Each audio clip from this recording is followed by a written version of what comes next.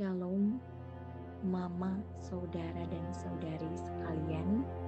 Kami dari kelompok 8 akan menjelaskan bab 20, yaitu tentang awal kehancuran Yahudi di Yudea dan di Babilonia.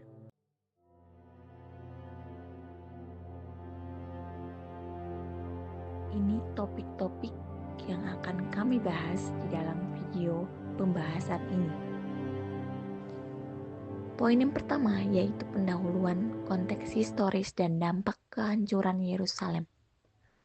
Latar belakang dari penaklukan Babel, Kogan mulai dengan cerita tentang bagaimana Kekaisaran Neo-Babel di bawah Raja Nebukadnezar yang kedua mengejarak Yehuda setelah serangkaian pemberontakan.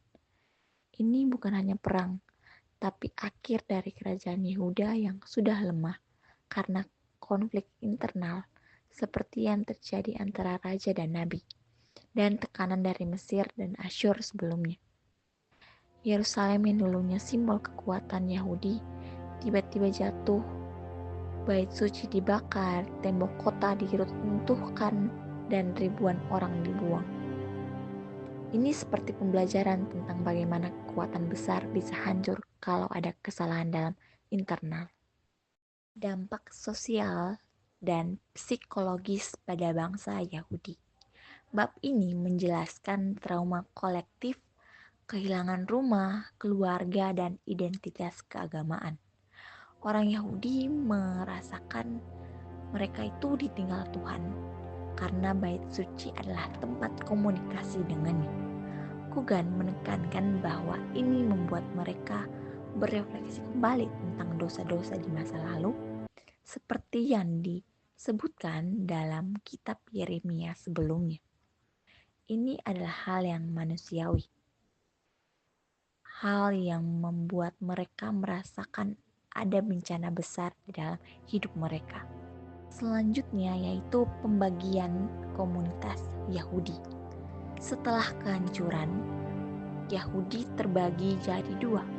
Yang pertama, yang tetap di Yehuda yang sekarang menjadi provinsi Babel, dan yang diasingkan ke Babel. Awal diaspora Yahudi di mana mereka harus menjaga tradisi sambil hidup di lingkungan asing. Kogan mengatakan ini membuat identitas Yahudi menjadi lebih kuat, tapi juga membuat mereka berjuang untuk bertahan hidup. Bagian kedua menjelaskan tentang kondisi orang Yahudi di Yehuda atau Yudea pada masa pasca kehancuran, status ekonomi dan sosial. Yehuda menjadi daerah rusak parah dan kota-kota yang hancur. Daerah Yehuda memiliki tanah pertanian yang tidak produktif dan penduduknya hidup dalam kemiskinan. Banyak juga di antara mereka yang mengungsi atau menjadi budak.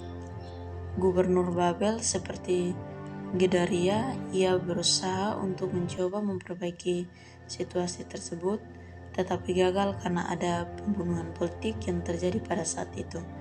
Juga ia membayangkan kehidupan mereka seperti di zona perang sekarang. Mereka juga susah mencari makanan dan keamanan atau kenyamanan. Baik, yang berikut adalah tantangan budaya dan politik. Orang Yahudi di sini harus membayar pajak ke Babel dan menghadapi ancaman dari tetangga seperti Edom atau Samaria. Mereka mulai membangun sebuah komunitas kecil, namun tanpa adanya kemandirian pada komunitas tersebut. Kogan menyebutkan bahwa periode ini di mana mereka mulai menulis kitab-kitab ratapan. Mereka menulis kitab-kitab ratapan karena emosional mereka terhadap penderitaan yang mereka alami. Yang ketiga, kondisi orang Yahudi di Babel, diaspora dan pengasingan. Dalam proses pengasingan, Nebukadnezar membawa ribuan orang Yahudi ke Babel, termasuk seperti kawasan elit kayak Raja Yakin, imam dan nabi. Mereka tinggal di komunitas terpisah dekat sungai Efrat. di mana mereka bisa bekerja sebagai tukang atau pegawai, tetapi tetap sebagai tawanan. Kogan menjelaskan bahwa ini bukan genosida, tetapi strategi untuk mengendalikan populasi. Poin yang kedua, adaptasi dan tantangan hidup. Hidup di Babel berarti berhadapan dengan budaya Mesopotamia yang maju, bahasa Akadia, agama politistik, dan teknologi. Yahudi harus menjaga sabat, doa, dan ritual tanpa umpan suci. Banyak yang menikah dengan orang lokal yang membuat identitas campur. Saya pikir ini kayak imigran modern yang harus beradaptasi tapi menjaga akar budaya supaya tetap kuat. Poin yang ketiga, peran komunitas diaspora. Mereka memulai bentuk sinagoge awal untuk ibadah. Kogan sebutin bahwa pencatatan ini membuat Yahudi lebih fokus pada hukum dan tradisi tulisan yang nantinya akan berkembang menjadi Yudaisme rabbinik. Ini masa kreatif meski penuh rindu, diaspora suatu kelompok yang berasal dari negeri yang sama tetapi hidup di negara lain. Yang keempat, analisis kitab-kitab terkait respon sastra, emosional, dan spiritual. Kitab yang pertama yaitu Kitab Ratapan. Dalam Kitab Ratapan, Kogan membahas bahwa kitab ini mempunyai 5 puisi. Kitab ini kemungkinan ditulis oleh saksi mata di Yehuda, kemungkinan juga Yeremia atau muridnya.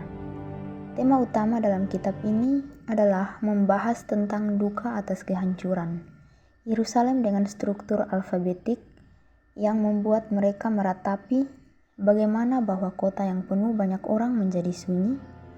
Dalam Kitab Ratapan 1 ayat 1 mengekspresikan penderitaan fisik dan spiritual. Kogan juga mengatakan bahwa ini bukan saja hanya ratapan, tetapi juga refleksi teologis ataupun hukuman dosa, tetapi juga panggilan untuk rahmat Tuhan. Dalam Kitab Ratapan ini, kita dapat mempelajari bahwa bangsa Yahudi dan Yehuda dan Babilonia diratapi oleh banyak-banyak pemberontakan dan pengasingan oleh Raja Nebukadnezar yang membuat banyak orang di kota itu menjadi sedih sehingga mereka menangis akan tantangan hidup mereka. Yang kedua, Kitab Mazmur pasal 137. Pada Kitab Mazmur, nyanyian dari perspektif diaspora di Babel mungkin ditulis karena pasca kehancuran. Kogan menjelaskan bahwa pada Mazmur ayat 1 realistis bahwa di tepi sungai Babel kami duduk dan menangis sambil mengingat Sion.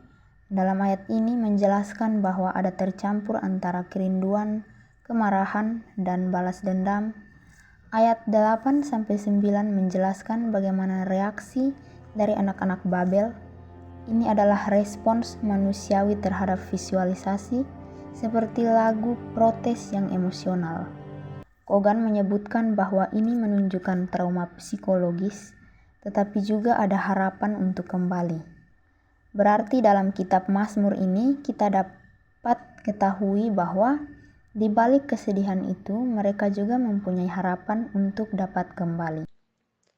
Pada bagian ini kita akan belajar bersama dari kitab Obadja, di mana kitab ini berfokus pada hukuman yang akan menimpa bangsa Edom.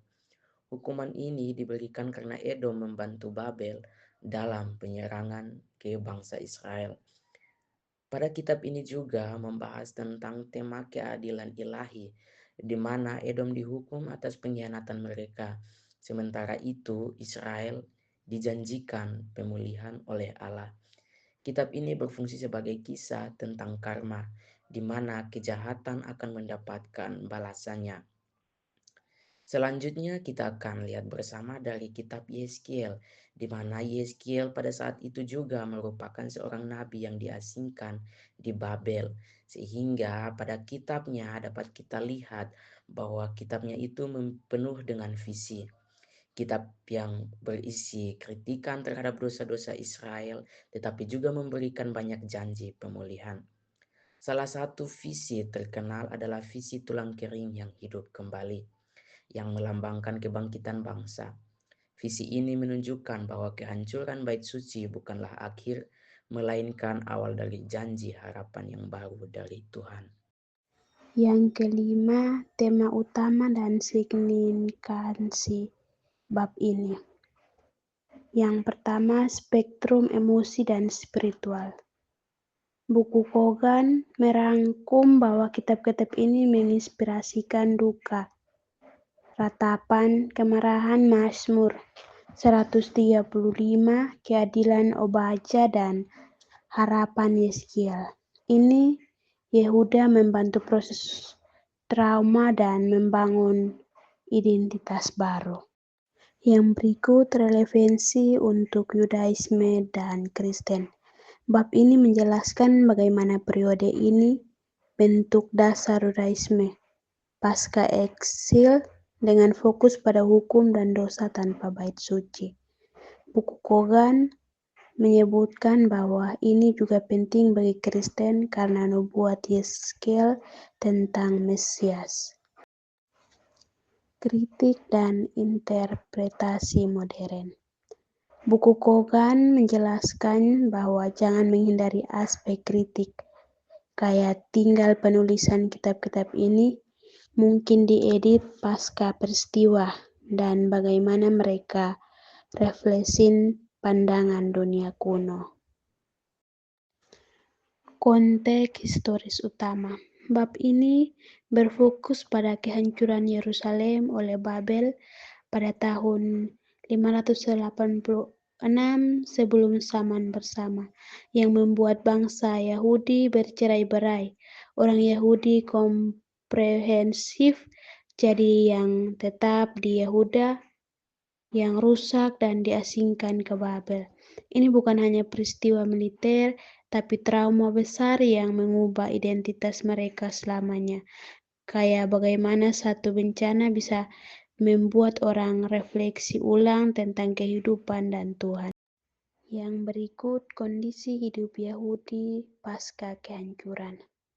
Di Yehuda, mereka menghadapi kemiskinan, ancaman, dan upaya membangun ulang komunitas tanpa kemerdekaan penuh. Di Babel, diaspora harus beradaptasi dengan budaya asing sambil menjaga tradisi yang pada akhirnya menjadikan Yudaisme lebih kuat. Saya pikir ini ajaran tentang resiliensi, bagaimana manusia bisa bertahan dan berkembang meski diasingkan. Tema keseluruhan dan signifikansi. Eksil ini bukan akhir tapi awal pemulihan. Kitab-kitab ini bentuk dasar Yudaisme modern dengan fokus pada doa, hukum, dan harapan tanpa umpan suci. Buku Kogan menekankan bahwa ini ajaran tentang keadilan ilahi dan ketahanan yang relevan bagi kita sekarang. Kayak bagaimana kita menanggapi krisis dengan iman dan kreativitas secara keseluruhan. Bab ini mengajarkan kalau sejarah agama itu manusiawi banget, penuh dengan drama dan pelajaran hidup.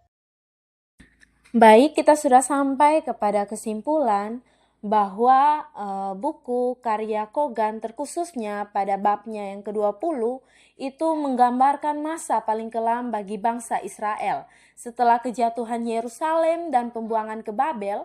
Melalui kitab ratapan Mazmur 137, Obadya dan Yeskiel, Kogan menunjukkan bagaimana penderitaan dan kehilangan itu justru membentuk pemahaman baru tentang iman dan identitas. Mereka belajar bahwa Allah tidak hanya hadir di tanah Israel, tetapi juga bersama mereka di pengasingan. Dari kesedihan lahir harapan baru, bahwa kehancuran bukan akhir, melainkan awal pembaruan iman dan komunitas. Sekian pembahasan kami dari bab awal kehancuran Yahudi di Yudea dan juga di Babilonia.